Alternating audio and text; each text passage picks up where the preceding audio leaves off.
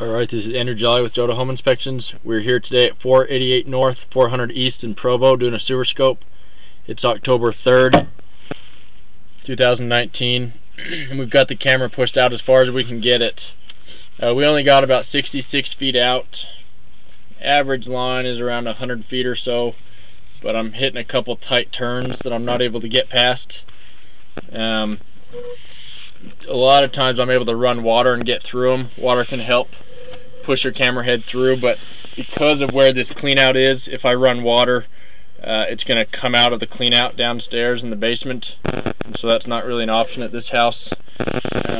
It's possible that if you were like having it hydrojetted, they could go through the roof stack and get out further, but they'd probably want to tie off to safely do it. I'm not positive where your stack is. I think this house actually has two stacks. We're going to pull it back down and see what we find. That black pipe you were seeing is ABS. That's a plastic pipe, and so that's something newer that's been done. We're also seeing some clay. That's what that red pipe is.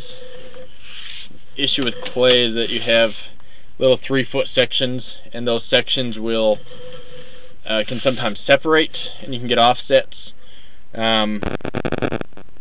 You can also get flat spots where it's holding water. I've ran a fair amount of water while I've inspected today, and I'm not seeing any standing water yet, which is good. These are roots that you're seeing come through that joint. Roots are something that you're going to need to maintain and have cleaned out. Otherwise, they're going to continue to chase that water and get bigger, and that can cause a backup.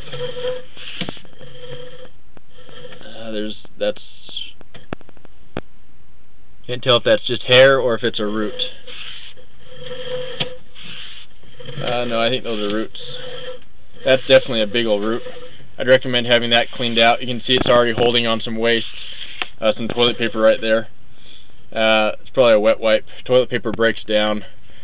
I would recommend encouraging the tenants to not use wet wipes. There's another big old root. I'd recommend having this cleaned out now. And when it's cleaned, you can have it hydrojetted, and that's where they blast out all these roots with high pressure water. It's a lot better than cabling it. A lot of times cabling it will just punch a hole through it, and so it's great if you have a backup and you need to unclog it right then, but as far as getting all the roots out and doing a real efficient job, I recommend hydrojetting, at least on this type of pipe.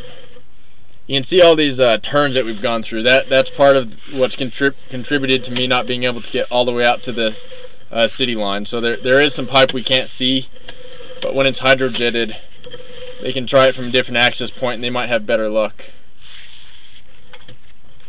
This is a little bit of cast iron at the end.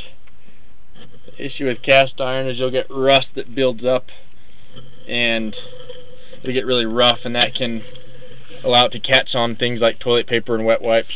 You don't want to put feminine hygiene products down the line. Pretty much, you don't want to put anything down the line that you don't absolutely have to. So just to recap, there are a fair amount of roots. I only was able to get 66 feet out, so there is some line that I wasn't able to see completely. I'd recommend having these roots cleaned sooner than later, and then having the rest of the line looked at that time as well. If you hydrojet, usually that includes them scoping it to make sure that they're getting everything out as well. So I'm going to end this recording now.